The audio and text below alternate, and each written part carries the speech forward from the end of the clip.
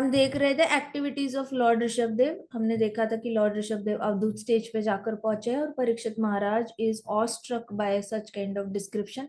परीक्षित महाराज इतने ज्यादा ब्लिसफुल लग रहे हैं, बहुत हैप्पी लग रहे हैं ये जानकर कि इस स्टेज पे भी जाया जा सकता है। आप अपने कपड़ों के बारे में नहीं बिना सोचे भी जी सकते हो, आप अपनी सोशल रेपुटेशन के बारे में बिना सोचे जी सकते हो, आपकी जो सोशल इमेज है सोसाइटी में, फैमिली में, उस इमेज को भी भूलकर आप जी सकते हो, अपने बॉडीली केयर्स छोड़कर जी सकते हो।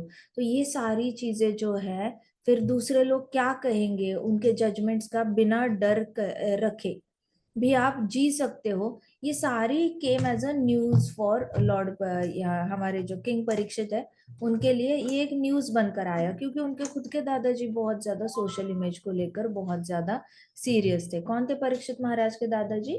परीक्षित महाराज के दादाजी हैं अर्जुन, हाँ। अर्जुन। माता जी युधिष्ठिर। अर्जुन ना, अर्जुन। परीक्षित का तो अर्जुन ना। सो अर्जुन उसके दादाजी थे, तो उनको तो बहुत पड़ी थी अपने सोशल इमेज की, तभी कृष्णा को सोशल इमेज का फियर कि लोग क्या कहेंगे, उस फियर से बाहर निकलने के लिए कृष्णा को, इसीलिए फियर आ गया था, डर लग गया था कि लोग क्या कहेंगे मेरे बारे में। तो उस एंजाइटी से बाहर निकलने के लिए कृष्णा ने भगवत गीता पूरी सुनानी पड़ी अर्जुन को। तो परीक्षित महाराज के जो फैमिली है, पूर्वजन, पूर्वजनों में ही अपनी इमेज को लेकर बहुत ज्यादा कॉशियसनेस थी। तो परीक्षित महाराज के लिए एक बहुत लिबरेटिंग एक्सपीरियंस था, क्योंकि फैमिली में सेम तरीके की सोच जो होती है, it runs in the family. तो सब लोग, हम क्षत्रिय है, हम रोल मॉडल्स है, हमें सब फॉलो करते हैं, तो हमने ऐसे रहना चाहिए, प्रिम एंड प्रॉपर रहना चाहिए, यही मैनर्स एंड एटिकेट्स, ऐसे ही करना चाहिए, वैसे ही करना चाहिए। सो बहुत ज्यादा उनको एक एक तरीके से ग्रूम किया जाता है, जहाँ पे उनको अपनी मनमर्जी चलती नहीं है। They have to follow everything that has been taught to them, otherwise they become bad role models to the society.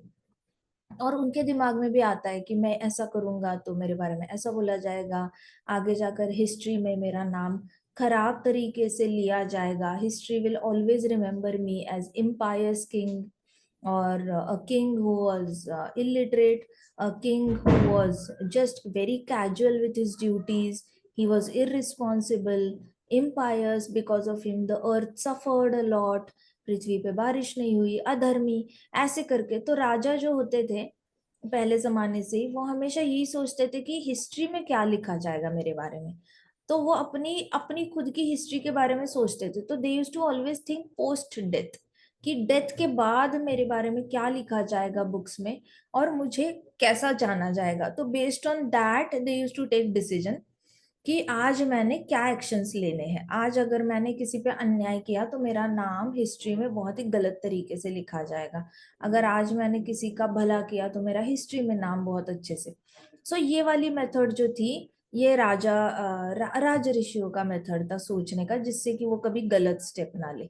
अभी परीक्षित महाराज के लिए एग्जैक्टली एक अपोजिट एक्सपीरियंस आया, जैसे उन्होंने अवधूता स्टेज के बारे में सुना कि Lord Rishabh Dev he was a king also.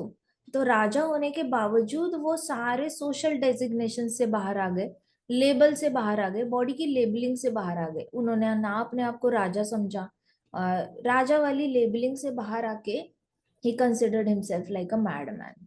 उसके बाद कपड़ों से जो इमेज बनती है आपकी, उस कपड़ों की इमेज से बाहर आके उन्होंने डर्टी क्लोथ्स पहने। तो उनको किसी ने बोल दिया छी छी गंदा है, तो उनको कोई फर्क नहीं पड़ता था कि लोगों का ओपिनियन क्या है। ठीक है, सो कपड़ों की इमेज से बाहर आ गए, लोग क्या कहेंगे उससे बाहर आ गए, अपनी क्षत्रियता वाले लेबल से बाहर आ गए। And then he also came out of entire bodily hygiene. जो राजा लोग बहुत ज्यादा इत्र लगाते हैं, वो स्नान भी करते हैं तो रोज वाटर में स्नान करते हैं, नॉर्मल वाटर में स्नान नहीं करते। उनके वाटर में ढेर सारे लाखों लाखों पेटल्स डाल के रखा जाता है हर रोज, फिर उनको स्नान कच्चे दूध से कराया जाता है। तो राजा का प्रॉपर हर रोज अभिषेक होता है, राजा को ऐसे नॉर्मल पानी से कभी नहलाया नहीं जाता, इसलिए राजा बहुत चमकते हैं, बहुत सुंदर दिखते हैं, हैंडसम दिखते हैं। तो राजा का हर रोज अभिषेक होता है। तो वो वाला कॉन्सेप्ट से बाहर आके लॉर्ड ऋषभ देव ने मलमूत्र स्वीकारा। तो वो अपने बॉडीली इससे भी बाहर आ गए, डेकोरेशन से भी बाहर आ गए।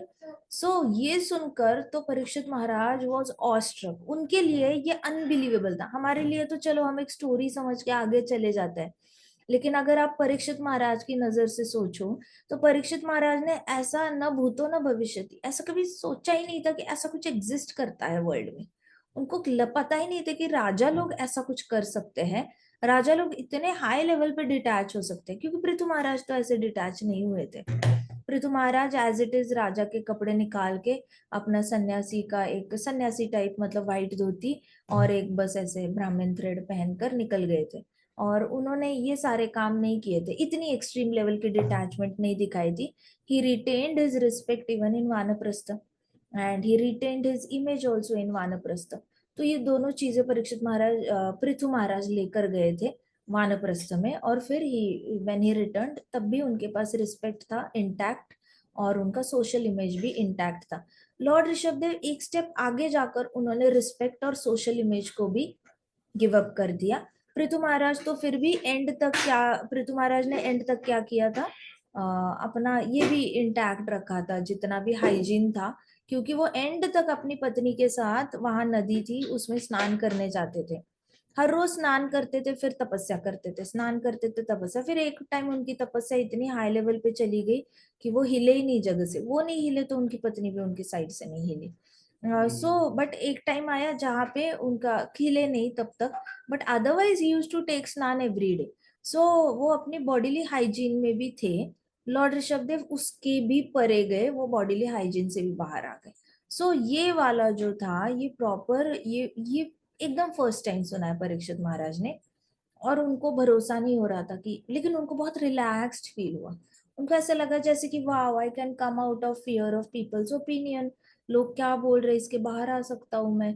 फिर मैं अभी 7 दिन भागवतम सुन रहा हूँ, मैं नहाया नहीं हूँ, मैं ब्रश नहीं किया, मैंने नहाया नहीं है, मैंने कपड़े नहीं बदले, 7 दिन से मैं उसी कपड़ों में हूँ, मैंने खाया भी नहीं, पानी भी नहीं पिया, तो आई मस्ट बी स्टिंकिंग। तो मुझे उसकी भी जरूरत नहीं सोचने की, क्योंकि मुझसे बहुत एडवांस्ड लॉर्ड ऋषभ देव है और वो स्नान नहीं कर रहे हैं। So I don't need to really be bothered by such kind of things. तो ये वाला सुनकर परीक्षित महाराज इतना ज्यादा खुशी और अंदर पीस और सेटिस्फेक्शन फील कर रहे थे। यू वोंट बिलीव, एक मॉडल माता जी थी हमारे इस्कॉन में, पहले मॉडल थी वो। तो अभी लेटेस्ट ही बात है, लाइक 2-3 साल पहले ही वो मिले थे मुझे, रशिया से है वो। तो कब मिले थे मुझे, 2020-21 में मिले थे। तो वो she does modelling in Russia. तो वहां से वो वृंदावन आए थे एंड मुझे मिले थे, तो उनको बहुत ज्यादा ये फील होता था, रिलैक्स्ड फील होता था वृंदावन में, बहुत पीसफुल फील होता था। तो मुझे वो टेम्पल में मिले थे, मैंने उनको, तो उनकी बेटी मेरी बेटियों की फ्रेंड थी। तो मैंने उनको पूछा what makes you feel so peaceful and relaxed in Vrindavan, why not the same in Russia. तो उन्होंने कहा कि there is no pressure of makeup, no pressure of wearing nice dresses, no pressure of dieting, no pressure of looking in a certain way. I can leave my hair as it is, I don't have to cut them, trim them every now and then। तो उन्होंने अपनी bodily related comfort इतने अच्छे से explain किया। उन्होंने बोला कि ना मुझे बाल काटने का प्रेशर है, ना मेकअप लगाने का प्रेशर है, ना मुझे हमेशा प्रिम एंड प्रॉपर अच्छे से ड्रेस्ड रहने का प्रेशर है। मैं खाना खा सकती हूँ, मुझे बहुत ज्यादा डाइटिंग का प्रेशर नहीं है कि मैंने ऐसे ही दिखना चाहिए, वैसे ही दिखना चाहिए। मुझे ऐसे ऐसे वाले कोई प्रेशर है ही नहीं कि मैंने हील्स में ही घूमना है, यही करना है, वो ही करना है। यहाँ पे आके मुझे बहुत अच्छा लगता है, मैं जो पहनना है पहन सकते हैं। कोई आपको आपके मूछें आ गई, थोड़ी सी बाल आ गए, कुछ कोई आपको कुछ नहीं बोलता। तो यहाँ पे बहुत फ्रीडम फील होता है, कह रहे थे। और फिर उन्होंने ऐसे ऐसे करके दिखाया, देखो इतने दिनों से मैंने अपना केयर नहीं किया, लेकिन मुझे इतना अच्छा लग रहा है यहाँ पर। कोई जज नहीं करता आपको, कोई आपकी बॉडी को देखता ही नहीं, ऐसे ऐसे करके हाथों को नहीं देखता, पाँव को नहीं देखता। जब भी बातें करता है बस सामने they connect devotee to devotee, heart to heart connections होते हैं यहाँ पर। सो उनका प्रेशर वही जानती है, उनके लिए कितना प्रेशर है, 24 घंटा she has to be really well dressed and all. और प्रेजेंट करना पड़ता है स्पेसिफिक, आपका जो प्रोफेशन होता है उसके हिसाब से आपको प्रेजेंट करना पड़ता है। तो she had to present herself, कमाना है, उसकी बेटी है, वो तो करेंगे अपना अपना काम, क्यों नहीं करेंगे। लेकिन she use to feel that, और आपको वो प्रेशर है आपके ऊपर, ये तब तक समझ में नहीं आता जब तक आप उस बिना प्रेशर के कहीं जाकर जीते नहीं हो, फिर आपको पता चलता है कि वो कितना ज्यादा बड़ा सुख है। तो वैसे Parikshit Maharaj was under always some kind of pressure, जो उनको भी नहीं पता था कि उनके ऊपर है। ड्रेसिंग का प्रेशर है, बिहेवियर का प्रेशर है, मैनर्स एंड एटिकेट्स फॉलो करने का प्रेशर है, क्लेanलीनेस का प्रेशर है, हैंडसम दिखने का प्रेशर है, उसके बाद बाल अच्छे होने चाहिए उनके, एक स्पेसिफिक तरीके की चाल होनी चाहिए। अब lord Rishabh Dev is king Rishabh Dev, उनकी कथा सुनकर, उनको सुनकर ही बहुत उन्होंने एक्सपीरियंस कर लिया, क्योंकि एक श्रोता होता है, वो सिर्फ सुनता नहीं है, वो सुनते सुनते भक्त का जीवन जी रहा होता है। तो अगर आप सोचोगे कि एक नॉर्मल भौतिकवादी जब भागवतम सुनता है और भक्त जब भागवतम सुनता है, इन भक्त को जल्दी कृष्णा प्राप्त हो जाते हैं, और भौतिकवादी को कृष्ण पे भरोसा होते होते मृत्यु आ जाती है। तो भौतिकवादी और भक्त में क्या फर्क होता है? एक भक्त जो होता है भागवतम सुनता है, सुनते सुनते वो साथ साथ जी रहा होता है वो कथा। और भौतिकवादी होता है, वो सुनता ही इसलिए है ताकि वो शब्दों को याद रखे और किसी और को जाके बोले, या फिर किसी को प्रसन्न करने के लिए, किसी जीवात्मा को प्रसन्न करने के लिए बस सुन रहा होता है, उसके अंदर हृदय में जा नहीं रहा होता। लेकिन एक भक्त होता है, कथा के अंदर जाकर उसकी जिंदगी जी रहा होता है वो, इसलिए उसके अंदर परमानेंट चेंजेस आते हैं एज अ डिवोटी। लेकिन भौतिकवादी जब सुनता है, तो वो इसलिए सुनता है कि कब जाके मैं ये किसी चार लोगों के सामने बोलूं और फिर मेरी प्रतिष्ठा और बढ़े। तो मैं ऐसे बहुत सारे लोगों से मिली थी जब मैं पंजाब में प्रीचिंग करती थी, तो मुझे तब याद है कई सारे लोग सुनते थे only to talk about it near other devotees. लेकिन फिर उनको बाद में उनको पूछो कि कथा में क्या किया था, पिछले संडे को हमने कथा में क्या किया था, तो उनको स्टोरी भी याद नहीं आती थी। भागवतम में सिंपल स्टोरी, आपको फिलोसॉफी भले ना आ जाए, आप इतना तो बोल ही सकते हो कि ओ लॉर्ड ऋषभदेव की कथा चल रही थी, 10 बेटों को कुछ तो बता रहे थे, फिर वो ऐसे पागल की तरह ऐसे करने लग गए, कोई तो एक स्टेज अचीव किया था उन्होंने, आपने बताया था माता जी, ऐसा कुछ तो एक रफ स्ट्रक्चर दे सकते हैं स्टोरी का। उनको रफ स्ट्रक्चर भी याद नहीं आता था। इसका मतलब क्या? कि उल्टी कढ़ाई पे पानी, मतलब क्या? कि अंदर कुछ नहीं गया, ऊपर से स्नान कर लिया बस भागवतम का, लेकिन अंदर कुछ नहीं गया। तो रियल डिवोटी जो होता है, असली श्रोता होता है, वो भागवतम को जीता है। जैसे हम कहते हैं लॉर्ड ऋषभदेव अवधूत स्टेज पर पहुंच गए, एकदम रोने लग गए, डांस करने लग गए, हंसने लग गए, शिवरिंग करने लग गए, ऐसे ऐसे लोटपोट होने लग गए, कपड़े गंदे थे लेकिन उनके अंदर से बहुत अच्छी फ्रैग्रेंस आ रही थी, और सारे मायावादी सरप्राइज थे, ये कौन सी मिस्टिक पावर है इनके अंदर। फिर अंधे जैसे एक्टिंग करते थे, बहरे जैसी, और बोलना नहीं आता ऐसे एक्टिंग, ऐसे ऐसे ऐसे पत्थर खाते थे अपने ऊपर, लेकिन बिल्कुल सहनशीलता उनका फेवरेट स्टाइल था। सहनशीलता उन्होंने कभी नहीं छोड़ी, उनको फेवरेट, उनको सहन करना बहुत अच्छा लगता था। तो ऐसे करके लॉर्ड ऋषभ देव ने अपना अंतिम समय पास किया था। जब आप इस तरीके से you are living that life of devotee, आप चाहो भी तो भूल नहीं सकते। आप मुझे बताओ, आप भूल सकते हो क्या लॉर्ड ऋषभ देव की अवधूत स्टेज? चाहे भी तो नहीं, टिल डेथ आप नहीं भूलोगे अगर आपने एक्सपीरियंस की है वो कथा अपने अंदर। लेकिन अगर सिर्फ वर्ड्स सुने हैं तो वर्ड्स तो कभी भी भूल सकते हैं। That's how so many people don't remember Dhruv Maharaj की स्टोरी, प्रहलाद महाराज की स्टोरी, इतने बार सुनते हैं याद नहीं रहती। 10th कैंटो इतनी बार सुनते हैं लेकिन डिटेल में याद नहीं रहता, क्योंकि बाल गोपालों की तरह आप रहते नहीं हो उसके अंदर, गोपियों की तरह। So the secret of listening Bhagavatam is absorbing your self inside the कथा। सिर्फ कानों पे, पर्दों पे, कानों से सुनना ही नहीं होता, दिल से सुनना होता है, दिल से एक्सपीरियंस करना होता है भागवतम। तो परीक्षित महाराज बिल्कुल दिल से एक्सपीरियंस कर रहे थे, इसलिए उनको बहुत ज्यादा पीस और सेटिस्फैक्शन। देखो परीक्षित महाराज के बारे में जो उल्लेख आया है भागवतम में, उससे ही हमने पता चलता है कि भागवतम सुनना कैसे है, सुनने की भी प्रोसेस है, भागवतम पढ़ने की भी प्रोसेस है, और सुनने की भी प्रोसेस है। ऐसे तो बहुत सारे पंडाल लगा के धाम में पड़े हुए लोग, लेकिन कितना उनके हृदय में बदलाव आया है, कितना कृष्णा से प्रेम है, अपने इंद्रियों को कितना कंट्रोल कर रहे हैं, क्या पर्दे के पीछे क्या गलत कर रहे हैं, क्या सही कर रहे हैं, सबको सब पता होता है। लेकिन आपके अंदर कितना, आप कितना ज्यादा पवित्रता से अपना जीवन जीते हो, ये सिर्फ एक भक्त को अपना अपना बहुत अच्छे से पता होता है, चाहे वो भक्त बाहर से दिखाई दे कि भौतिक काम कर रहा है, जैसे वो माता जी थी रशिया में मॉडलिंग कर रही थी, लेकिन अपनी बेटी है उनकी, उसको बड़ा करना है, तो वो वहां पे जाके काम करती थी, फिर धाम आती थी, धाम में रहती थी। सो बाहर से देखते हुए ऐसा लगेगा अरे वो मॉडलिंग करती है, लेकिन all she is doing is for Krishna only, अपनी ड्यूटीज बहुत अच्छे से निभा रही है। एंड दैट इज व्हाट, उसका एक्सपर्टीज है उसमें, तो वो उसी में काम करेगी, उनका एक्सपर्टीज था इस्कॉन में आने से पहले उसमें। So this is how devotee को पता होता है। तो ऐसे भी डिवोटीज बहुत शुद्ध भक्त निकलते हैं जिनको बहुत अच्छे अच्छे रियलाइजेशन आते हैं। तो Parikshit Maharaj was actually feeling satisfied Rishabh Dev के बारे में सुनकर, क्योंकि उनके थ्रू परीक्षित महाराज ने एक ऐसी लाइफ जी ली जो वो कभी नहीं जी पाए थे, कभी भी नहीं जी पाए थे। पर ऋषभ देव के बारे में सुनने के बाद उन्होंने क्वेश्चन पूछा कि लॉर्ड ऋषभ देव ने अपनी जादुई जितनी पावर्स थी वो यूज की नहीं, क्यों नहीं की? आखिर एक डिवोटी अपने मिस्टिक पावर्स को गलत तरीके से इस्तेमाल तो नहीं करता, फिर लॉर्ड ऋषभ देव ने अपने मिस्टिक पावर्स क्यों नहीं यूज किए? ऐसे करके सुखदेव गोस्वामी जी अपने गुरु से पूछा। सुखदेव गोस्वामी जी बड़े प्रसन्न हुए, उन्होंने कहा कि राजन, तुमने जो प्रश्न पूछा है वो बहुत ही अच्छा प्रश्न है कि एक डिवोटी अपने मैजिकल पावर्स यूज के नहीं करता। आप देखो, मायावादी एक बहुत सालों पहले एक स्वामी होकर गए, वो क्या करते थे, ऐसे सर पे हाथ पखारते थे और ऐसे करते थे और ऐसे करके दे देते थे, तो हाथ में गोल्डन चेन आ जाती थी। फिर को कई सारे लोग दंडवत कर रहे ऐसे करते थे और ऐसे करके ऐसे करते थे, हाथ में सोने की कॉइन आ जाती थी, उस पे गणेश जी होता था, लक्ष्मी माता, कुछ ना कुछ कार्ड होता था। But he all he had to do is ऐसे ऐसे करना और फिर ऐसे, और वो फुल स्लीव्स के ऑरेंज कुर्ता पहनते थे और वो कुर्ते का यहाँ तक आता था। तो कई सारे लोग कहते थे कि आप हाफ स्लीव्स में मैजिक करके दिखाओ हमें।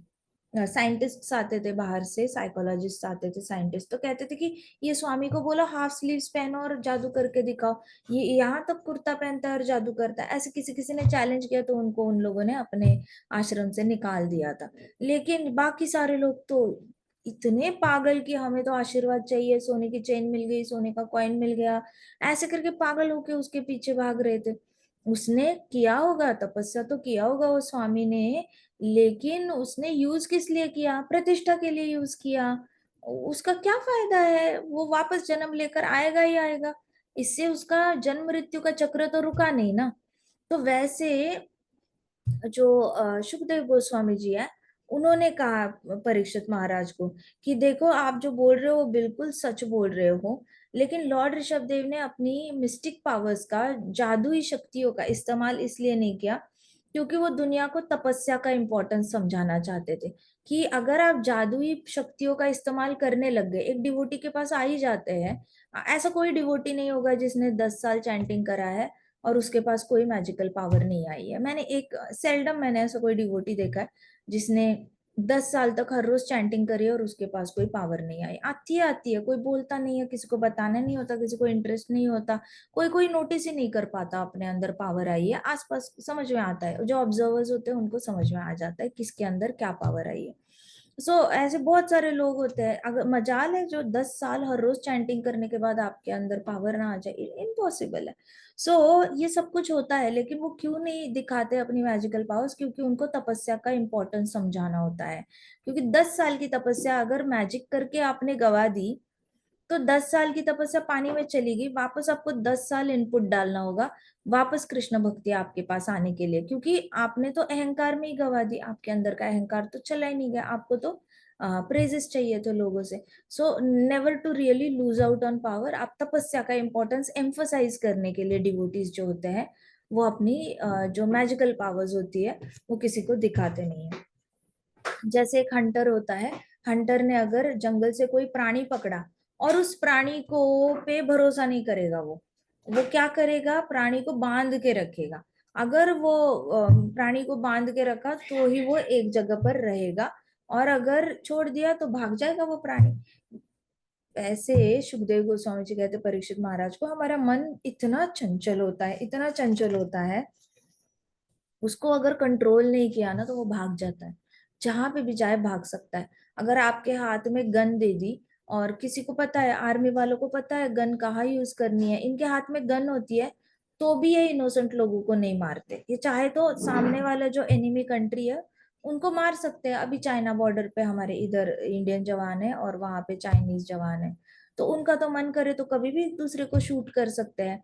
बॉर्डर पे तो सब आमने सामने एक दूसरे को देखते हैं आंखों से, तो कितना टाइम लगना है गन लेकर मारने का। लेकिन संयम है ना उनके पास, हाथ में गन है और संयम भी है। उनको पता है कि ऐसे गलत इस्तेमाल गन का नहीं करना है। लेकिन वही आप किसी ऐसे तालिबानी या फिर ऐसे अफगानिस्तानी किसी 12 साल के लड़के के हाथ में दे दो, वो पागल की तरह डर के इस्तेमाल करना शुरू कर देगा। तो जम्मू में सुंजवाम में जो अटैक हुआ था, तो उसमें वो छुप के बैठा था वो एक टेररिस्ट। और उसने क्या किया कि वो पहले तो नहीं करने वाला था शूट। उसका प्लान था कि सारे जब ऐसे जॉगिंग करने आएंगे तब सबको उड़ाना है आर्मी वालों को। लेकिन उसका प्लान वो फ्रुक्टिफाई नहीं हो पाया। उससे पहले ही उसने किसी ने उसको देख लिया। तो किसी ने उसको देख लिया तो वो तो उसका नाम भी किसी को नहीं बताता, वो खुद डर जाता। तो उसने इमिडिएटली कुछ चिल्लाना नहीं था, कुछ नहीं करना था, लेकिन वो कुछ बोले उससे पहले ये डर गया, उसने गन कॉक कर दी और उसको शूट कर दिया। तो डर की वजह से जल्दी से फायर करा। लेकिन वही अगर आप सैनिक के हाथ में गन दे दो, वो कभी उसके ऊपर अटैक आ रहा है तो भी जब तक उसका जो ऊपर ऑफिसर है वो बोलता नहीं फायर, तब तक वो फायर नहीं करेगा। वो गोली छाती पे लेकर मरेगा लेकिन वो फायर नहीं करेगा। लेकिन यहाँ पे इनका डर इतना हावी हो जाता है कि वो अंधाधुंध फायरिंग करने लग जाते हैं। वैसे हमारा मन होता है, मन को अगर हमने ढंग से कंट्रोल नहीं किया तो मन भाग जाता है। फिर मन कहीं भी जाएगा और जादुई शक्तियों का प्रयोग करेगा, गलत तरीके से भी करेगा। जैसे भक्ति विनोद ठाकुर जी के टाइम पे हुआ था कि एक ऐसे ही तपस्वी था, वो ब्लैक मैजिक करता था, उसने आग ही भेज दी थी, आग का गोला भेजा था हमारी भक्ति विनोद ठाकुर जी को मार डालने के लिए। अब आग का गोला भेजा तो उसने एक ऐसे राक्षस तैयार किया था, असुर तैयार किया था शक्ति का। और उसने क्या करना था, आग लेकर जाना था और ऐसे आग फेंकनी थी उसने भक्ति विनोद ठाकुर जी पे। लेकिन भक्ति विनोद ठाकुर जी ने भागवतम खोला था। अब भागवतम खोला था तो भागवतम पढ़े जा रहे थे, पढ़े जा रहे थे। जैसे ही आग का गोला आया उसने भागवतम को देखा तो वो राक्षस जो है वो रिपेल हो गया। जैसे नॉर्थ नॉर्थ मैग्नेट ऐसे रिपेल हो जाते हैं, साउथ साउथ पोल रिपेल हो जाता है मैग्नेट, वैसे वो रिपेल हो गया राक्षस असुर जो था। और वो पीछे जाके जिसने वो ब्लैक मैजिक भेजा था उसी के ऊपर जाकर उसी को भस्म करके आ गया। सो इस तरीके से होता क्या है कि आपको अगर पता है कि आपके पास मैजिकल पावर है और आप गलत जगह पर यूज करने जाओगे, जैसे वो मायावादी कर रहा था अपना अपना ब्लैक मैजिक करके, वैसे अगर हमने अपनी मैजिकल पावर्स कहीं पे भी माइंडलेसली यूज करना शुरू कर दी तो सारी तपस्या भंग हो जाती है। And at the same time तपस्या का इंपॉर्टेंस एस्टैब्लिश नहीं हो पाता। फिर आपके पीछे की जितनी भी जनरेशन है वो कभी तपस्या नहीं करेंगी। वो कभी जाप इसलिए नहीं करेंगी क्योंकि उनको कृष्ण से प्रेम चाहिए। वो इसलिए जाप करेंगे कि मेरे पास मैजिकल पावर आ जाए, मेरे पास, मैंने सुना है उस आचार्य ने ऐसे मैजिक दिखाया, उसने ऐसे मैजिक दिखाया। तो सबके गुरु आए दिन डिसाइपल्स को कोई ना कोई मैजिक दिखा रहे होते हैं। मैंने बहुत सारे डिसाइपल्स से सुना है इस्कॉन में, जो कहते हैं कि ऐसे ऐसे हुआ था तो महाराज ने 1 सेकंड में ऐसे सॉल्व किया प्रॉब्लम, ऐसे ऐसे हुआ था उन्होंने बस 1 मिनट में ऐसे किया। तो देखो नारद मुनि जी ने भी देखा जाए तो 2-3 मिनट में वाल्मीकि जी की प्रॉब्लम सॉल्व की थी। 2-3 मिनट में बोला था, तू राम राम नहीं बोल सकता तो तू मरा मरा बोल दे। एक काम कर, तू घर जाके पूछ के आ जा वो लोग रेडी है क्या तुम्हारे पापों में सहभागी होने के लिए। वो गया, वापस आया। उसके बाद नारद मुनि जी ने बोला देख वो लोग तो तेरे पाप में कंट्रीब्यूट करने को भी तैयार नहीं है, तू एक काम कर, तू मरा मरा शुरू कर दे। और फिर मरा मरा बोलते बोलते वो वाल्मीकि बन गया किलर। सो नारद मुनि जी ने 3 मिनट में एक इंसान को बदला है। सच अ टफ टास्क। और हमारे जो सन्यासी लोग हैं वो 1-2 मिनट में लोगों के अंदर ये लाते हैं, परिवर्तन लाते हैं। तो ये बहुत हाई लेवल की सिद्धि है इनके पास। और बहुत सारे अपने अपने डिसाइपल्स को सबको पता होता है कि उनके गुरु महाराज उनके अंदर कितना बदलाव लाते हैं, कितने कम टाइम में ला पाते हैं। तो उनकी भक्ति इतने हाई लेवल पे गई है, लेकिन दे डोंट टेल पीपल कि ऐसे बहुत सारे लोगों को अपनी शक्ति का प्रदर्शन नहीं करते। सो इस तरीके से डिवोटी जो होता है वो शक्ति का प्रदर्शन नहीं करता, वो कर्मों पे भरोसा रखता है और साथ साथ भक्ति पे भरोसा रखता है। कर्म और भक्ति अपनी ड्यूटीज को और भक्ति को साथ में लेके चलता है और तपस्या को प्रमोट करता है कि तपस्या करो तपस्या करो। वो ऐसे कभी प्रमोट नहीं करेगा कि आप जो भी भक्ति कर रहे हो उसका एंड रिजल्ट मैजिक है। मैजिक तो जैसे रास्ते से जा रहे हैं और लेफ्ट में एक पेड़ है, राइट में एक पेड़ है, तो जाते जाते बस एक छोटा सा स्टेशन है, ये मिस्टिक पावर वो मिस्टिक पावर, ये मिस्टिक पावर वो मिस्टिक पावर, करना क्या है, इससे जन्म मृत्यु का चक्र तो रुकना नहीं है। इससे अच्छा कृष्ण के चरण कमलों तक जाते हैं और वहां पे जाके गोलोक जाकर खूब एंजॉय करेंगे, मस्ती करेंगे, डांस करेंगे, कीर्तन करेंगे, ढेर सारे आरती करेंगे, कीर्तन करेंगे, एंजॉय करेंगे, लाफ्टर्स होगा और बहुत सारे गप्पे लड़ाएंगे। सो वहां पे कोई पढ़ाई नहीं होगी, कोई पैसे कमाने की चिंता नहीं होगी, किसी को नौकरी की चिंता नहीं, किसी को शादी का प्रेशर नहीं, कुछ नहीं होगा। वहां पे प्योर एंजॉयमेंट होगी। तो वो डेस्टिनेशन ज्यादा बेटर है एज कम्पेयर टू ये जादू करके दिखाओ, वो जादू करके दिखाओ और चार लोगों की बढ़ाई ले लो। तो उससे बेटर है वो डेस्टिनेशन बेटर है। So the mind is very restless, so better not make friends with it. तो सुखदेव गोस्वामी जी बता रहे हैं कि माइंड इतना रेस्टलेस होता है, चंचल होता है, चंचल माइंड के साथ कभी दोस्ती नहीं करनी चाहिए। वैसे ही चंचल दोस्तों के साथ भी दोस्ती नहीं करनी चाहिए। जो भी इंसान फटाफट पलटता है, बार बार पलटता है, ऐसे इंसान के साथ ना दोस्ती करो, ना कोई व्यवहार करो, कभी भी नहीं करना। आपके लिए एक लाइफ टाइम का ये इंस्ट्रक्शन है कि चंचल मन के साथ दोस्ती नहीं करनी चाहिए। अपने चंचल मन के साथ दोस्ती मत करो, साथ साथ ऐसा कोई इंसान मिले जिसका मन बहुत चंचल है, तो उस इंसान के साथ ना कोई व्यवहार करो, क्योंकि वो कब पलट जाए, बार बार पलट जाए, हमें पता नहीं होता। और जो बार बार अपने ही ओपिनियन से पलटता है, एक बार हाँ एक बार ना, एक बार हाँ एक बार ना, या फिर बोल के जाएगा कि मैं तुझे एग्जाम से पहले पेन दूंगा, और दूसरे दिन एग्जाम से पहले पेन मांगने गए तो उसने बोला तो मैंने कब बोला था, मैं तो भूल गया। ओ मैं तो भूल गया, अब क्या करें, चल इससे एडजस्ट करते हैं, वहां से लेते हैं, ऐसे लेते हैं, वैसे लेते हैं। तो बोल के भूल जाने वाले लोग चंचल मन वाले होते हैं। फिर एक चीज बोलते हैं दूसरा करते हैं, हाँ को ना में कन्वर्ट करते हैं, ना को हाँ में करते हैं, ऐसे कुछ जुगाड़ करते रहते हैं। ऐसे चंचल मन होता है उनका, स्थिर नहीं होता अपने डिसीजन पे, वो ऐसे स्थिर नहीं होते। तो जो अपने डिसीजन पे स्थिर नहीं रह सकता, ऐसे इंसान का संग मत करो, इससे ऐसे इंसान से दूर रहो, क्योंकि वो आपको भी अपने साथ लेकर डूबेगा। वो अपना भी भला नहीं करेगा और आपका भी नाम खराब कर देगा। दूसरी बात, वो आपको अपने साथ चार लोगों में आपकी बुराई करेगा। तीसरी बात, वो आपको जो भी बोलेगा उसका उल्टा ही करेगा।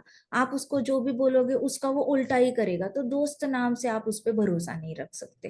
तो चंचल मन को तू समझा ले, कहते हैं ना कि चंचल मन को तू समझा ले, भगवान की शरण में आ जा बंदे। तो चंचल मन को समझाना पड़ता है। अब हम अपने चंचल मन को अगर समझाने लग गए, अपने चंचल मन को नियंत्रण में लाया, तो जाके हम सोच सकते हैं कि मैं कृष्ण भक्ति में स्थिर रह सकता हूँ। लेकिन भक्त का तो सबसे बड़ा चैलेंज ही यही है कि वो अपने मन पे भरोसा ना ही करे, तो ही वो भक्ति में स्थिर हो सकता है। अगर भक्त ने अपने मन पे भरोसा करना शुरू किया, तो वो भक्ति में स्थिर नहीं हो सकता, क्योंकि उसको तो अपने मन की पड़ी है। फिर कृष्णा के हृदय की किसको पड़ी है, किसी को नहीं। कृष्णा का हृदय राधा रानी है। फिर राधा रानी का वेलफेयर के बारे में नहीं सोचना, कृष्णा के वेलफेयर के बारे में नहीं सोचना। मन से दोस्ती हुई है तो मन जो बोलेगा ये करो वो करो, मन के साथ दोस्ती हो जाएगी। तो सबसे पहला तो टास्क यही है कि चंचल मन के साथ दोस्ती नहीं करनी है, ना अपने चंचल मन के साथ करनी है, ना किसी और पलटने वाले व्यक्ति के पे भरोसा करना है। जैसे ही वो कोई इंसान दिखाना, एक दो बार भी पलटते हुए दिखाना, 100 कोस दूर हो जाओ। भले आपको कितना भी तकलीफ हो, आपको कितना भी इंसान अच्छा लगता हो, लेकिन थोड़ी दूरी रख कर रखो, 100 कोस दूरी रखो। ऐसे इंसानों के साथ करीबी रिश्ता नहीं रखना चाहिए, ठीक है। तो लॉर्ड ऋषभदेव ने सुखदेव गोस्वामी जी ने कहा, better not make friends with it, दोस्ती मत करो चंचल मन के साथ। इट में cheat us at any moment, हमें किसी भी मोमेंट पे ये चीट कर सकता है मन। तो अपने ही मन से डरना है कि मेरा मन कभी भी चीट कर सकता है। किसी दिन गलती से लगाना, आज मेरी 64 माला हुई, मैं तो बड़ी अच्छी भक्त बन रही हूँ कृष्णा की, आपका मन नेक्स्ट डे चीट करेगा, एक माला नहीं करने देगा। नेक्स्ट डे ऐसे लगेगा आज थोड़ा सा ब्रेक ले लेते हैं, 64 माला होती गई है, 16 4 64, 4 दिन की माला है, मैंने एक दिन में करी, नेक्स्ट 3 डेज मैं 4 to 6 मॉर्निंग में सो सकती हूँ। ऐसे करके मन आपको चीट करेगा। सो मन की बात नहीं सुननी है। हमारा तो मैराथन है, हमारी कोई स्प्रिंट नहीं है कि एक ही दिन 128 माला कर दी, एक हफ्ते का गैप लिया। We are not in a maths business, we are in a devotional service business. हमारा बिजनेस ही है to offer service to Krishna. तो सर्विस हर रोज की जाती है, उसको कोई ऐसे एक दिन करी और 6 दिन छुट्टी मारी, ऐसा कोई कॉन्सेप्ट ही नहीं है सर्विस का। हमारा main business is to serve Krishna. तो सर्व कृष्णा मतलब हर रोज आपको एक ही सेवा अगर मम्मा दे देना, हर रोज आपने तुलसी का पत्ता लेना है, चंदन लेना है, गोपाल जी के चरण कमलों पे चिपकाना है। अगर मम्मा ने आपको ये सेवा दी तो आप नित्य नियम से उतनी ही सेवा करो, मरते दम तक अपनी मम्मी की इंस्ट्रक्शन फॉलो करना कि हर रोज तुलसी का पत्ता लो, चंदन लगाओ, चरण कमल। मेरी मदर ने मेरे को बचपन में बताया था, बहुत बचपन में बताया था कि तुम्हारा काम है हर रोज तुम गार्डन से फूल लाओगी और भगवान जी को, कृष्णा को चढ़ाओगी। तो मैं बहुत छोटी थी, मैं 4 साल की थी, तब से मैं यही सेवा कर रही हूँ। आज भी मैंने वो एक सेवा मैंने ब्रेक नहीं करी है। Every day there will be some kind of flower arrangement, अगर नहीं मिलते तो मार्केट से, लेकिन फ्लावर अरेंजमेंट भगवान की कभी मिस नहीं होती। सो इस तरीके से आपको अगर आपकी मामा बोलती है कोई भी एक, तो वो आपका सबसे इंपॉर्टेंट इंस्ट्रक्शन बन जाता है मरते दम तक। वो आपने फॉलो करना ही करना है, क्योंकि नित्य नियम के मार्क्स है।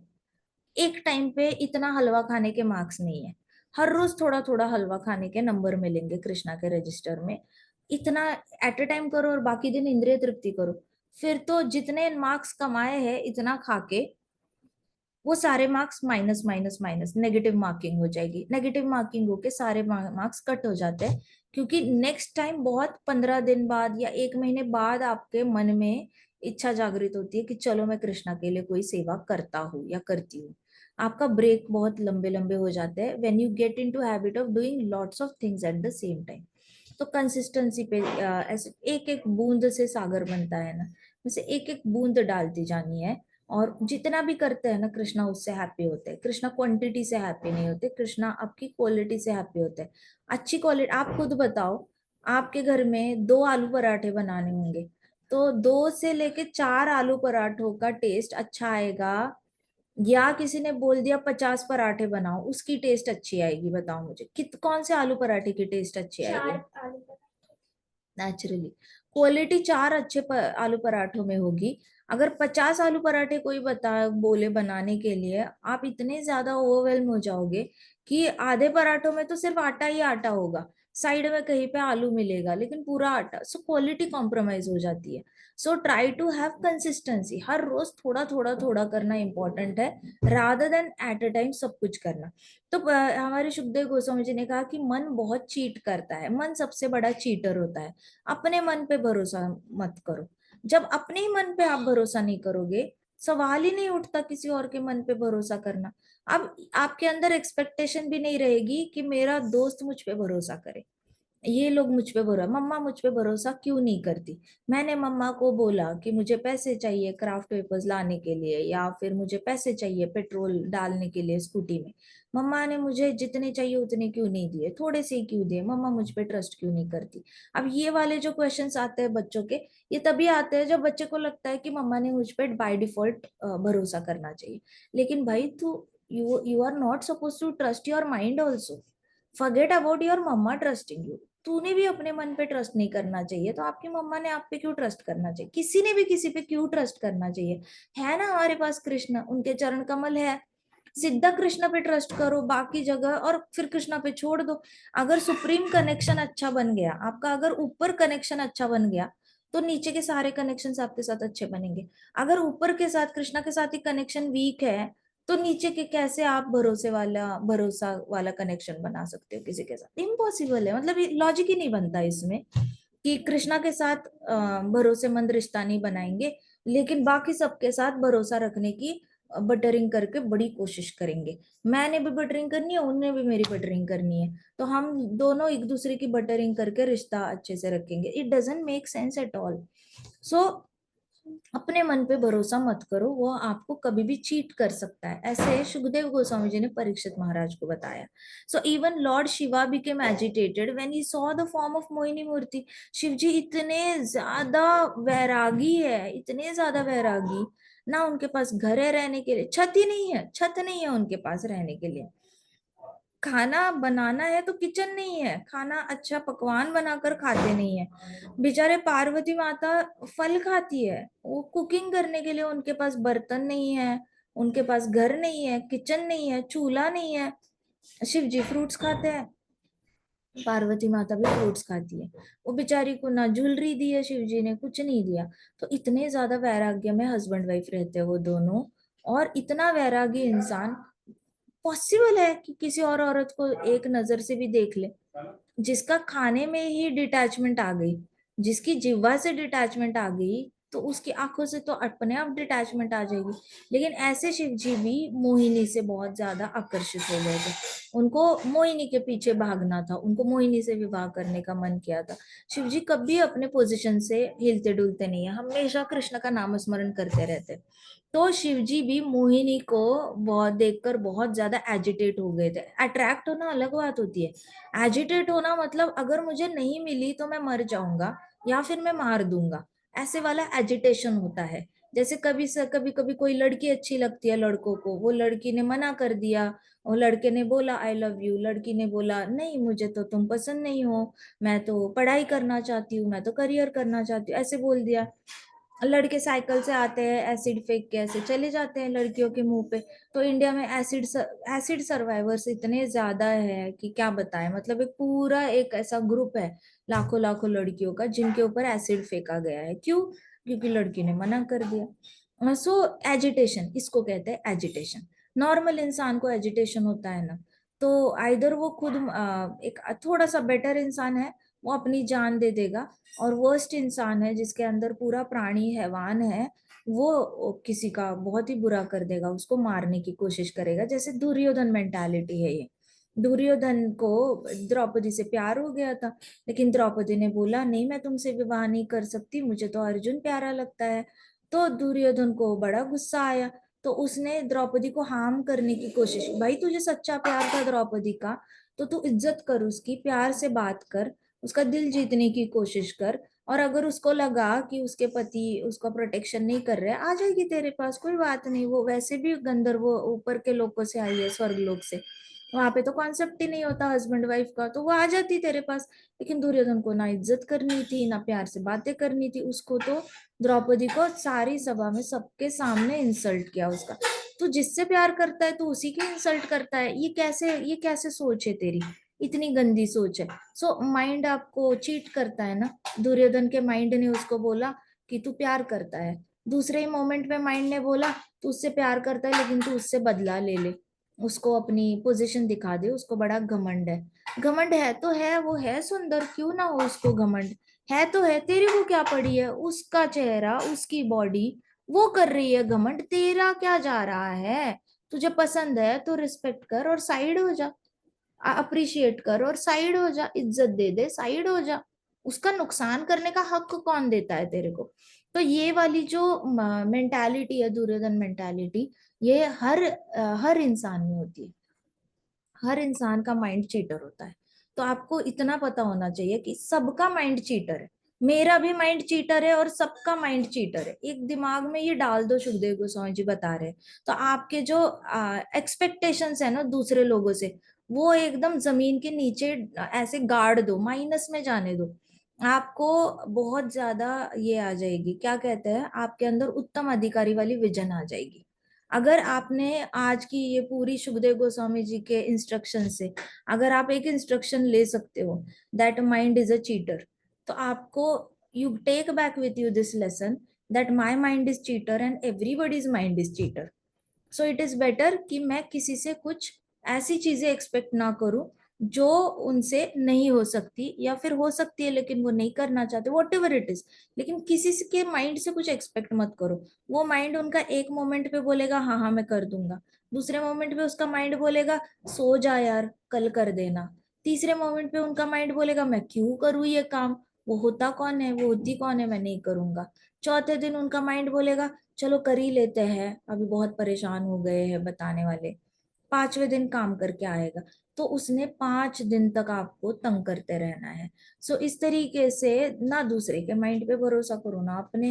एंड जब आपको पता चलेगा ना प्रकृति ऐसे ही फंक्शन करती है, ऐसे ही फंक्शन करती है प्रकृति को, ऐसे एक्सेप्ट कर लोगे ना कि सबके माइंड चीटर है, किसी के भी माइंड पे भरोसा नहीं कर सकते, तो आप शॉक होना बंद हो जाओगे। आप किसी चीज को बहुत एक्सट्रीम रिएक्ट करना बंद करो, "अरे, ऐसे कैसे कर सकता है वो, ऐसे क्यों किया, वैसे क्यों किया, ऐसे क्या किया", ऐसे सरप्राइज होना बंद हो जाओगे, शॉक होना बंद हो, बहुत काम एंड कंपोज्ड हो जाओगे और आप सबको माफ करना सीख जाओगे। ऑटोमेटिकली आपके अंदर सिस्टम बैठ जाएगा जिसमें कोई भी अपराध आपको बड़ा नहीं लगेगा।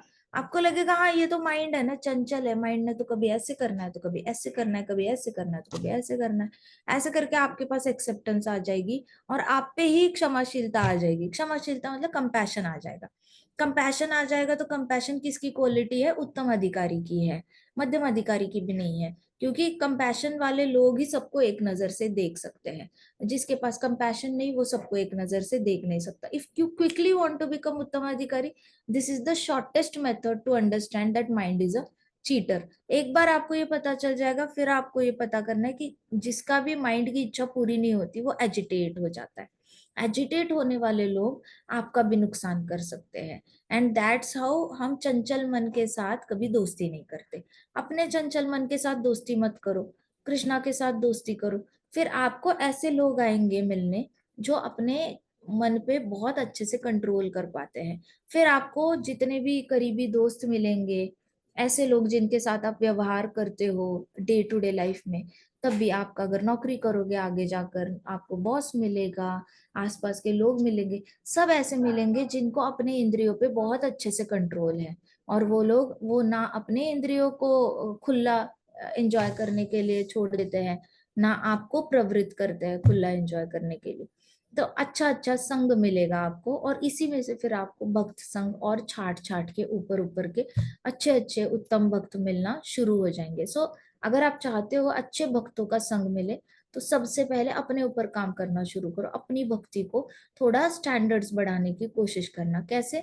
एक्सेप्ट कर लो कि माय माइंड इज चीटर, मैं अपने मन के साथ दोस्ती तो नहीं करूंगा। क्यों नहीं करूंगा? सुखदेव गोस्वामी जी बताते हैं। शिव जी जो थे, मोहिनी से इतने अट्रैक्ट हुए कि वो मन एजिटेट हो गया था और Shiv ji had lost his composure. Shiv ji had lost his composure. ये इनके साथ भी हुआ था, ब्रह्मा जी के साथ भी हुआ था। ब्रह्मा जी तो गौन ब्रह्मचारी है। उनके पास कहाँ पत्नी थी? ब्रह्मा जी का तो जन्म ही नाभि से हुआ है, कोई स्त्री ही नहीं थी। लेकिन जैसे वाक को जन्म दिया था, वाक इतनी सुंदर थी कि ब्रह्मा जी अपनी बेटी के पीछे पड़ गए थे। फिर डेमिगॉड्स ने उनको पकड़ पकड़ के शांत कराया था। इसको कहते हैं एजिटेटिंग माइंड। बेटी को भी नहीं छोड़ते ब्रह्मा जी। सो ये प्रकृति के शुरुआत से है, इसलिए भागवतम में कहा जाता है बेटी ने और पिता ने भी एक रूम में कभी अकेले नहीं रहना चाहिए। मदर के प्रेजेंस में होना चाहिए, दादी के प्रेजेंस में होना चाहिए। एक शिष्या होती है, उसने गुरु के रूम में कभी अकेले बैठना नहीं चाहिए। आसपास 3-4 ब्रह्मचारी होने चाहिए और 2-3 माता जीज होनी चाहिए। आपको शेयर करनी है उनके सामने प्रॉब्लम, शेयर करो। अगर आपकी बहुत ही ज्यादा ऐसी प्रॉब्लम है जो सबके सामने शेयर नहीं कर सकते, तो सिर्फ गुरु के साथ 1-to-1 कभी मिलना नहीं चाहिए। ऑपोजिट जेंडर ने रूम में एक साथ बैठना ही नहीं चाहिए, चाहे वो फादर और डॉटर का रिश्ता क्यों नहीं है। अब इसके साथ आप बाकी ब्रह्मांड के सारे रिश्ते। तो आजकल तो रूम, भागवतम में तो रूम बोला है, लेकिन आजकल तो व्हाट्सएप विंडो हो गई है, फेसबुक विंडो हो गई है, और कोई तो और सोशल मीडिया, हर चीज की विंडोज होते हैं। तो उसमें 1-to-1 बात करते हैं, तो वो भी त्याज्य है। वो तो सेम ही हुआ ना कि आप एक ही घर में एक रूम में अकेले में बात कर रहे हो। तो वो वाला ये कॉन्सेप्ट है पूरी तरह। सो यहाँ पे लिखा है कि अगर शिव जी की माइंड एजिटेट हुआ, फिर ब्रह्मा जी का भी माइंड एजिटेट हुआ था, तो ये सब लोग so called high level devotees है, ब्रह्मा जी, शिव जी। लेकिन ये लोग भी एजिटेट हुए, तो इनके मन पे भी इनको नियंत्रण नहीं था। इनके मन ने इनको चीट किया। ब्रह्मा जी ने 1,000 सेलिशियल ईयर्स तपस्या की है, which is equal to 10 crore years of our earth. पृथ्वी के 10 करोड़ सालों का जितना आता है। सो इतने सारे 10,000 लाख, सॉरी 10,000 लाख साल, मतलब उनके यहाँ के इतने साल, इतने साल तपस्या करने के बाद बंदा का माइंड उसको चीट करता है। शिव जी तो पहले से ही मेडिटेशन कर रहे हैं, फिर भी उनका माइंड चीट करता है। हम किस खेत की मूली है? अपने आप को वी कांट इवन रियली हम अपने आप पे इतना भी कॉन्फिडेंस नहीं दिखा सकते कि मेरा मन कभी मुझे चीट नहीं करेगा। करेगा, शिव जी को कर सकता है, ब्रह्मा जी को कर सकता है, मुझे भी चीट कर सकता है। इसलिए अहंकार, अहंकार तो छोड़ ही दो, बट कृष्णा के चरण कमलों को नहीं छोड़ना है। फिलोसॉफी पे मत जाना ज्यादा, इतना ही याद रखना कि मैंने कृष्ण के चरण कमलों को याद रखना है हमेशा। कृष्ण के चरण कमल याद रहे ना, तो आप इस सारे डेंजर से बच सकते हो, आप एजिटेट नहीं होगे। सो if a yogi does not restrain his mind, it will allow enemies like lust, anger, and greed to enter his body and kill the yogi permanently. तो अगर योगी ने अपने माइंड को कंट्रोल करना नहीं सीखा तो उसके अंदर क्या आएगी, लस्ट आएगी। लस्ट मतलब अनकंट्रोल्ड इच्छा, हाई लेवल की इच्छा, ग्रीड के थोड़ी ऊपर होती है कि मुझे कार खरीदनी है, वो तो ग्रीड होगी कि मुझे ये वाली कार चाहिए। लस्ट कहेगी मुझे ये कार अभी के अभी चाहिए, अभी नहीं मिली तो मैं खून कर दूंगा, मैं डाका डाल दूंगा, मैं पैसे अरेंज करूंगा, लेकिन मुझे कार चाहिए।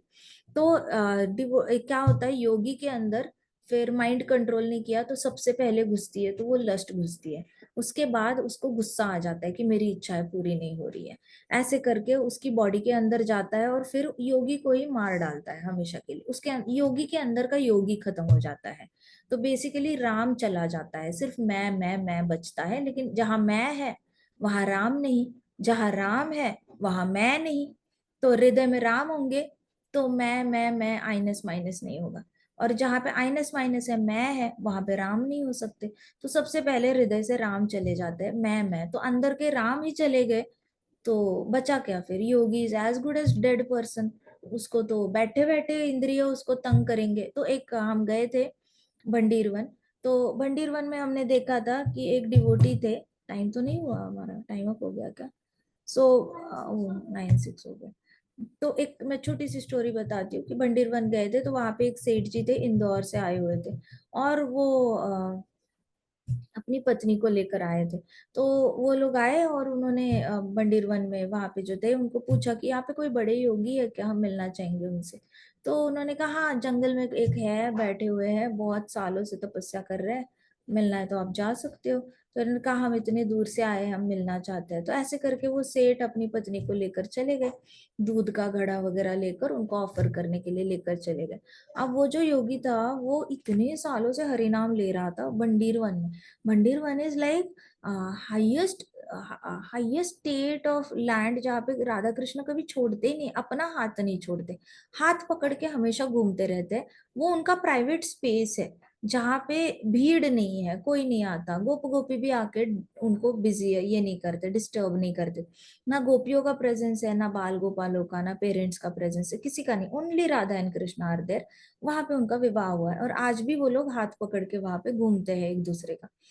और वहां पे वो योगी जाके कंटिन्यूअसली चैंट कर रहा है इतने सालों से। अच्छा, ये इंदौर क्या है, और इनकी वाइफ बड़ी सुंदर थी दिखने में। तो उसने स्माइल करके बात की कि हमें आशीर्वाद दे, हमारा घर बन रहा है, हमारी बड़ी कोठी बन रही है, हमारी कोठी 5 फ्लोर की है, हम चाहते हैं अगर आप आ सके तो हमारे घर के इसके लिए आ जाना। इनॉग्रेशन क्या होता है, हाउस वार्मिंग पार्टी, जो पहले दिन का जो एक फंक्शन होता है, क्या कहते हैं उसको, पूजा होती है ना, वास्तु पूजा होती है, तो उसके लिए आप आ जाना। ऐसे करके उन्होंने उनके ऐसे, उसने वो जो सेठ थी उसकी वाइफ ने बस इतना ही बोला, अगर आप आ सकते हो तो हम अरेंजमेंट्स कर देंगे फ्लाइट के वगैरह, आप आ जाना। तो उन्होंने स्माइल करके बस ऐसे ऐसे बोला and all that. And then इसने क्या किया कि उनको बोला बाहर जो है मंदिर, वहां पे आप फोन नंबर छोड़ के चले जाना।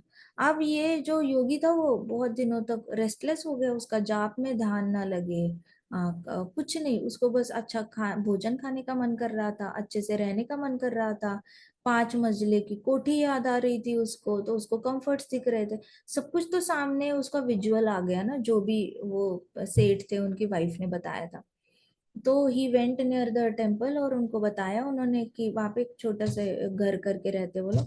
उनको बोला कि आपके पास वो नंबर है वो दे दो, मुझे कुछ काम है। तो इन्होंने नंबर दिया, इन्होंने एसटीडी से फोन किया, फिर उनकी वास्तु पूजा करने के लिए इंदौर पहुंच गए ये बाबा जी।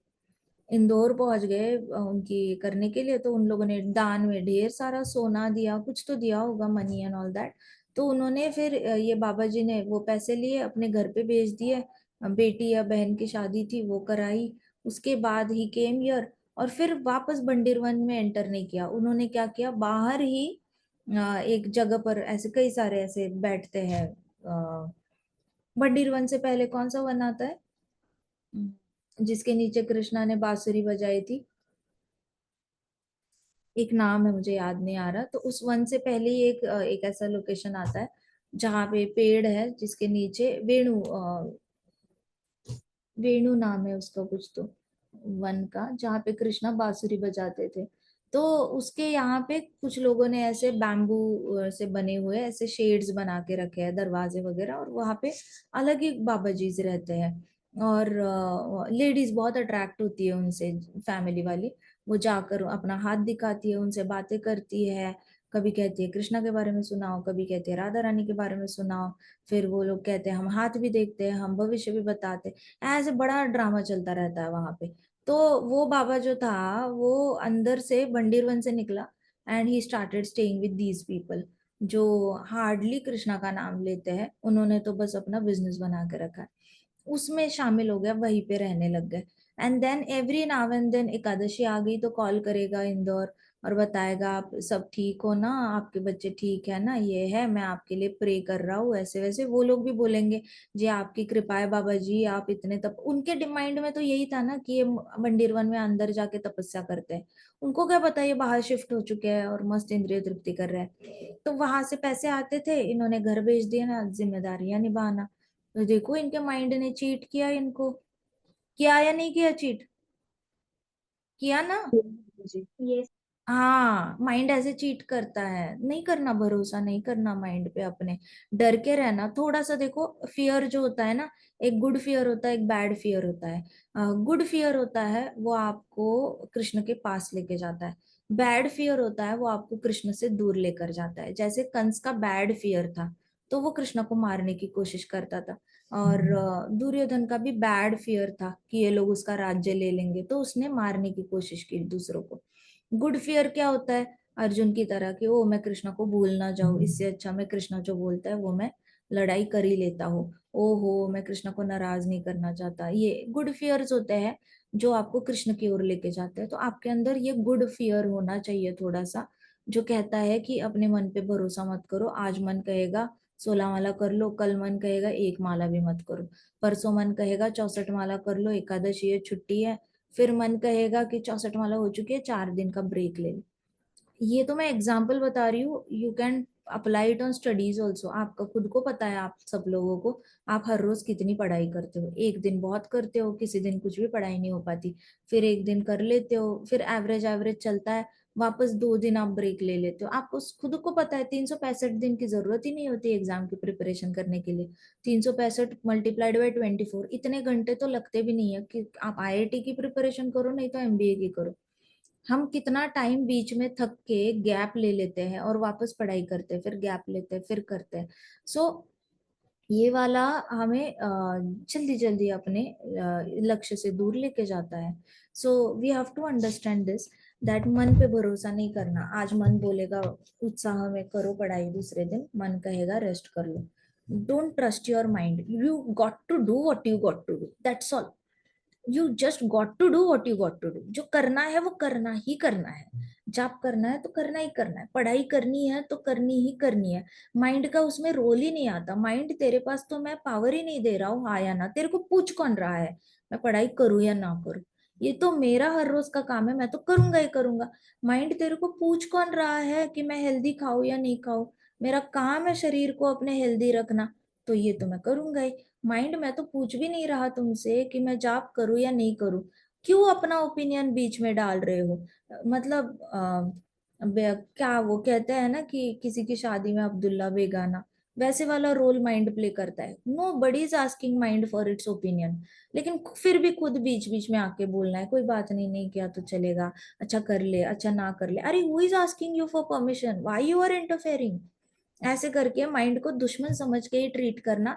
And you do what you are suppose to do. आपको टू डू लिस्ट में आपको पता होना चाहिए, मैंने हर रोज पढ़ाई करने से पहले भगवत गीता का 1 पेज पढ़ना है, रात को सोने से पहले भागवतम का 1 पेज पढ़ना है, मैंने बीच में टाइम मिलेगा तो मैंने जाप करना है, माला नहीं होगी तो मैं फिंगर पे कर लूंगा, फिंगर्स भी अगर बिजी होंगे, बैग पकड़ी है तो मैं मन में चैंट कर लूंगा, कृष्णा काउंट कर लेंगे। इस तरीके से आपको पता होना चाहिए what you got to do, you got to do. There is no role of mind in it. लोग माइंड के साथ दोस्ती करते हैं और फिर बहुत पछताते हैं, प्रोक्रेस्टिनेटर्स बन जाते हैं, कभी आगे ढकेलते हैं काम, फिर पछताते हैं, फिर आगे ढकलते हैं, फिर पछताते हैं। सो माइंड को ही दुश्मन की तरह ट्रीट करो, ठीक है। ग्रंथराज श्रीमद् भागवतम की जय, श्रील प्रभुपाद की जय, श्री श्री राधा श्याम सुंदर की जय, श्री श्री कृष्ण बलराम की जय, वृंदावन धाम की जय, समस्त भक्त वृंद की जय। हरे कृष्णा कृष्णा कृष्णा हरे हरे, हरे राम राम राम हरे हरे, हरे कृष्ण महासंकीर्तन यज्ञ की जय। हरे कृष्णा माता जी, दंडवत कृष्णा प्रणाम। दंडवत प्रणाम। हरे कृष्ण माता जी, हरे दंडवत कृष्णा प्रणाम। दंडवत हरे प्रणाम। कृष्णा माता जी, हरे दंडवत कृष्णा प्रणाम। दंडवत प्रणाम।